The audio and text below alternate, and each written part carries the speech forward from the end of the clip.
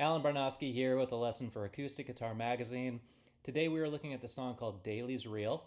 What I'm going to do here is play through the tune a good bit slower, so you've got a good slowed down version to be able to learn this off of. There's also a tab available for this for free at acousticguitar.com. So either navigate to the website or find a link below this video, or you can also get the hard copy of the magazine. So you could go online, order one of those, or just go to a bookstore and you should be able to find that as well. So yeah, that's what we'll be doing today. A few quick things before we jump in. First, I've got capo here on the 3rd fret, and then kind of playing out of the key of G. Really, this puts us in the key of B flat, but as I talk about this, it's going to be like we're in the key of G is the way I'll be describing it. So yeah, I'll go ahead and play this a good bit slower, and then afterwards I've got some ideas and thoughts that I think are going to help as you go about learning this tune. So here we go. Here is Daley's Reel slowed down. 1, 2, 3, 4.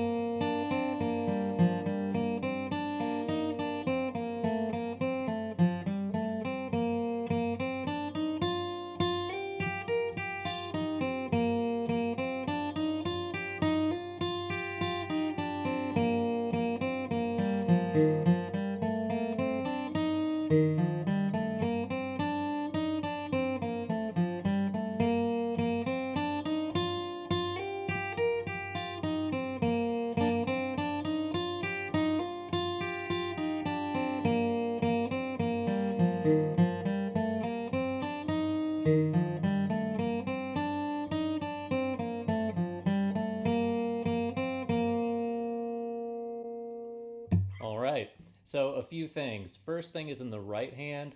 The key here is alternating picking, meaning you're going to line up your downstrokes to happen on the beats, and then upstrokes happen on the ands or in between the beats.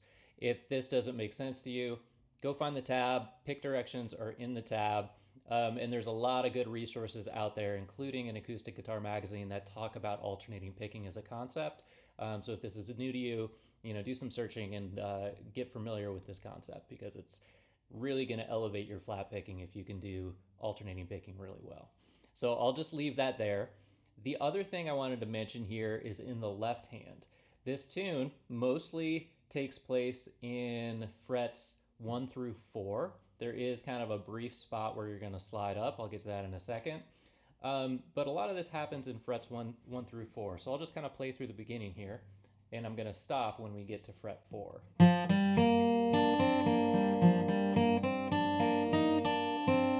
All right, so the next note is going to be that F sharp on fret 4, and you have an option. You can play it with your pinky, or you can move your hand up a fret and play it with your ring finger. So I'll do it both ways.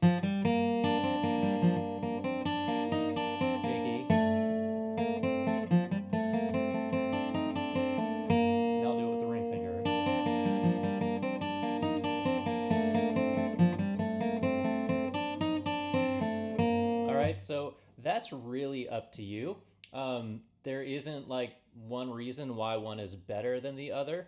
I think just depending on the player or depending on the sound you're trying to get, there might be one reason to do it one way or another. I tend to use both, and I tend to use them interchangeably. And honestly, I've got my dexterity to the point in both fingers where I don't really think about it that much. I just kind of do what feels natural. So if this feels like one way's easier for you or more natural for you, just go with that. If I did something in the video that doesn't really feel comfortable for your hands, don't worry about it too much. As long as you're hitting the right notes, that's the key there. So also in the B part, there is a shift up to this 3rd position.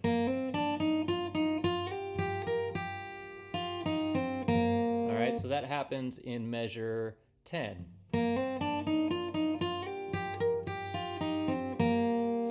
the slide is what brings you up from first position to third position in measure 10 here. And then at halfway through measure 10, you can then move back down to your first position. So you can use that open E string as an opportunity to then move down. All right, so those are a few little things that I think can help as you go about learning this. This is a tough song. It's a lot of notes, there's a lot of string crossings, but it's a really fun one to play. So good luck as you're working on this. Take it slow, just take it measure by measure. Focus on memorizing. That will definitely help. Just memorize 1-2 measures at a time, and all that. Over time, I think it should come together. If you have any questions or thoughts, drop them below. And that's it for now. I'll see you next time.